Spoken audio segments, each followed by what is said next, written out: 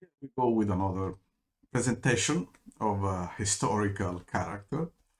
In this case, the Roman patrician Rutilius Namatianus, who lived about the last century of the Roman Empire and who left us a poem in which he describes the situation at this time. An impressive poem, one of the few documents we have of those times. We don't know so much about Rutilius, but enough, I think, to try to revive his personality in one of these small presentations that I try to do, presentations from hell, from the other world, a little bit inspired by Dante Alighieri, and I try to have Rutilius himself speak to you on the basis of what we know. It's for fun, but I try to do it as much as possible, consistent with the historical date.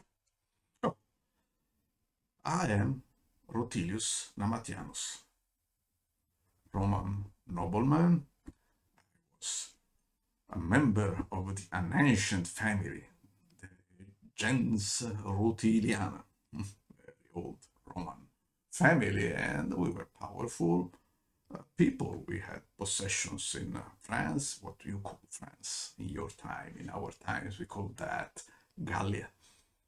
And we were important people. We had money. My father was praefectus urbi, which means the prefect of the town, which means Rome, prefect of Rome. And you may know enough Latin to know that praefectus means envoy, the envoy of the emperor. If you are the prefect, you are represent directly the emperor in the place where you are. So the prefect of Rome is the most important person in Rome, and I was prefect of Rome too after my father. That was an interesting time. I can tell you this story because I lived it, and it was a very difficult time, very difficult, and for many reasons that we Romans never completely understood. But you know, Rome had been so powerful, so great, so big, so important, so eternal, we said. And then at some moment, everything started going down. And the reason was, you know, there was no money. Where was the money? I always wondered what happened. All that money. Yeah, as a prefect, I knew that the Roman mines in Hispania, what we call today Spain, were not producing any more gold, any more silver. That was a problem. And then the money went through. Some people buried it underground. But we nobles, we always had money. That's not a problem. The poor, the peasants, the soldiers, they didn't have money, but we needed peasants and soldiers. We had to pay them in some way. And that was not an easy thing to do if you didn't have money. And how to do that? So the story goes, in order to be, if you wanted to be emperor, you had to have a lot of money. That has always been like that. And I tell you the story of Theodosius the First, Theodosius the Great.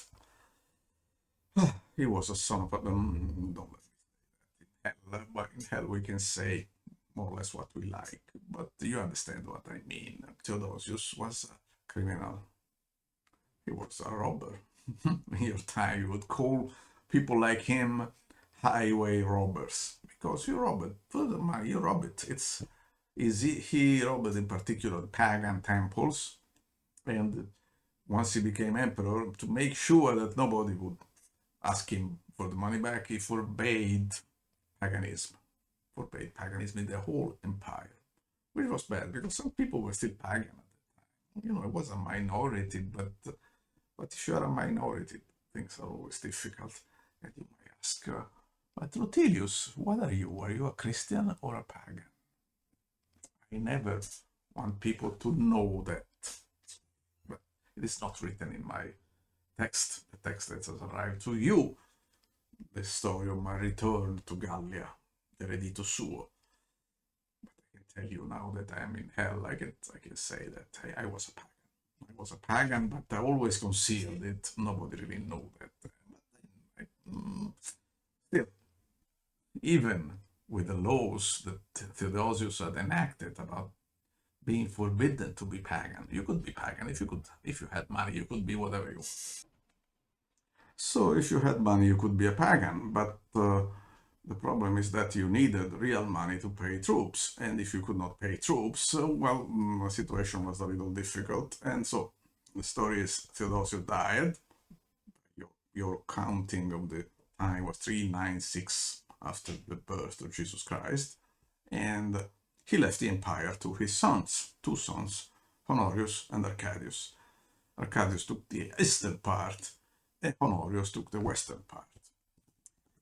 Now, there were two problems. One that was that there was no more pagan gold to rob.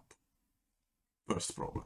Second problem, Honorius took all the gold with him and he took it to Ravenna. Ravenna, I don't know if you know, is a city north of Rome, not so far away, but still far enough that he could ignore Rome where we were. Why did he go to Rome, to Ravenna? To Ravenna because it's surrounded by swamps, so it's easy to defend, and besides he had ships under harbor class. He could fly, he could escape to the Eastern Empire where his brother was if things were really bad. So the defense of the empire, the Western Empire, was left to a general, a Vandal general called Stilicho. Stilicho, you may have heard the name, was a good general. He, as long as he had money to pay for the troops, he could defend the empire. We had a big invasion of a huge mob of barbarians who came through Italy towards Rome. And Stilicho stopped them at a city called Fiesole and killed them all, almost. He was a good general as long, but you can fight barbarians alone with a big sword. You need the money to pay the soldiers. And at some moment there were several battles, alliances, things there up and down, and I will not give you the details because it's a very complicated story. But at some moment, Stilicho was running out of money. So he went to see Honorius, said, give me some money because I need money to fight. And I don't know what happened exactly because I was there. But anyway, Honorius had him killed, Stilicho, by another guy called Heraclianus. Bad guy, son of a... Don't let me say anything. Anyway, got Stilicho killed. Heraclianus went down, tried to fight, and he went to Africa and he disappeared. He was killed later on. It's a long story. Anyway, at some moment there was no more money, no more army, no more defense, no more defense of Italy. It means that Italy was open to the barbarians. And the north of Italy were the barbarians. For instance, there was this king, King Alaric, whom I met as a tough guy. And he said, well, why not? Let's go down with a horde of barbarians, came down unopposed, arrived in front of Rome, and the first time we gave him some money and said, thank you. And then he came back, and then some more money, some more negotiation. And at the third time, that was very bad. The third time, we could not do anything like that. Honorius didn't help. No money. And a friend of mine named Priscus Attalus, he tried to impress him, having himself named emperor, which Honorius was not happy. But then he said, I will be the emperor and defend the city. But if you don't have enough money, you cannot defend anything. So anyway, he tried to speak to Alaric and said, shouldn't you be impressed? I am the emperor, and if you don't lift the siege, Romans will come out and sweep you out of the plains. And said, okay, try to do that. Later on, people said Alaric had told him, the thicker the hay, the easier it is mowed. I don't know. Priscus never told me this, but well, could have been. And so the year was 410 after the birth of Jesus Christ, and the barbarians entered the city of Rome and they sacked it. What a story. Unbelievable. Incredible. But that was not so hard as a sack. They stole what they found, of course, gold, silver, bronze, whatever they had. Women also. By the way, they took with them also the daughter of Theodosius, the lady named Galla Placidia. She was a smart lady, very smart lady. I met her. She was the daughter of Theodosius, who honestly was ugly, but her mother was Galla, the most beautiful woman of the empire, which again I can testify she was. And Galla also, should have seen her, but she was smart, more than beautiful, more than handsome, and so she imagined that it was better for her to go with the barbarians than stay with the Romans, and she did that. So at some point the barbarians sack what they can, take Galla Placidia with them and disappear in the fog. And we try to rebuild what we can, to do what we can. It was hard because they've taken a lot of money. But you know, for the nobles like we were, there's always money to be found. We found it, and we managed to rebuild. And at that point, they named me praefectus urbi, the boy of the emperor. And I was praefectus for some time, and I could see that the situation was bad. It was very, very bad. As prefect, I had spies, agents all over the empire, and I knew what was going on. East was a burst of bad people coming from all directions. Like they killed this philosopher lady, Hypatia, but you probably know this story. And then in the north there was this king called Arthur. You may have heard of that name, and he was fighting. Theoretically, he was a friend of us Romans, but in the modern world, all these barbarians all over. And so things at some moment were so bad in Rome that I thought it was better for me. Well, sorry about doing that, but I thought I had to do that. And so I got the money I had, just a whole treachery there. I was afraid that they would take my money out from me, but then I took a few ships, and with my people, my soldiers, my family, my children, everybody went out, and we sailed to Gallia.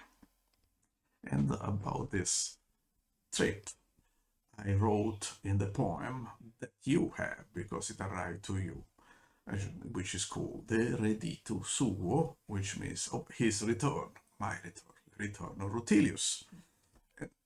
Fortunately, I understand that what arrived to you did not include the end of the story. Did I arrive in Gallia? Yes, I did. This doesn't take so much to understand, because if I had not arrived in Gallia, I could not have written about the trip. But then what happened to me? It's a story that I can tell you, but you can imagine it, because you may have read another document from those times written by a friend of mine, and some person I knew. He was called Paulinus of Pella. Was another Roman nobleman who did the same thing I did a little later, not a few years later. He went to his possessions in Pannonia, Central Europe, and then Greece. He had a lot of land there. He was a very rich, theoretically very rich. And so he went there, and he said, "This is my land." And the people there told him, "Who are you?" "I am the nobleman, the noble Roman who owns this land. Look, this deed, this land is mine." I say, "Thank you, and go away before we kill you."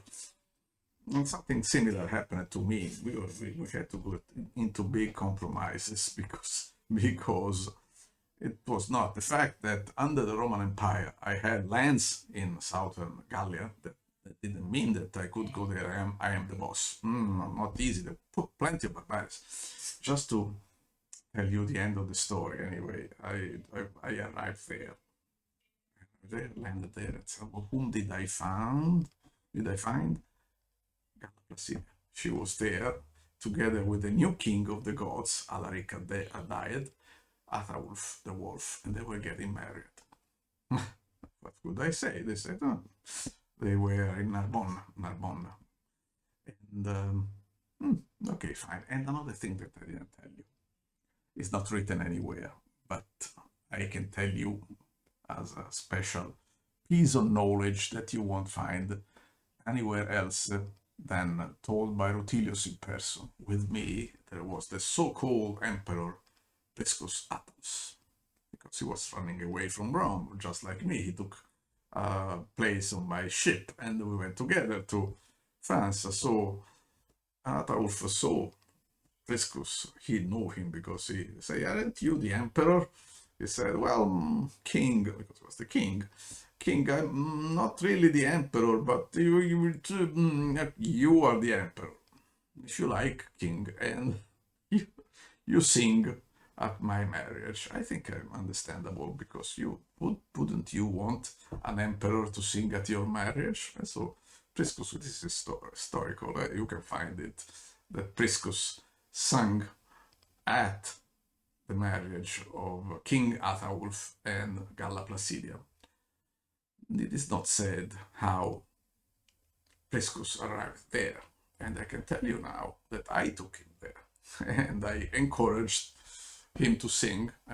Okay, which was alright. Then Ataulf and Placidia went one direction. I stayed there, and I stayed, and I managed to get part of my lands recovered. I stayed there, I lived there, wrote my poem, the Reditu Suo, and I was diffused, so it has arrived to you, because you can read it. And then my descendants lived there for a long time. Castles and cities and nobles and armies and merchants, and you are all descendants of us, the Romans. So that's the story.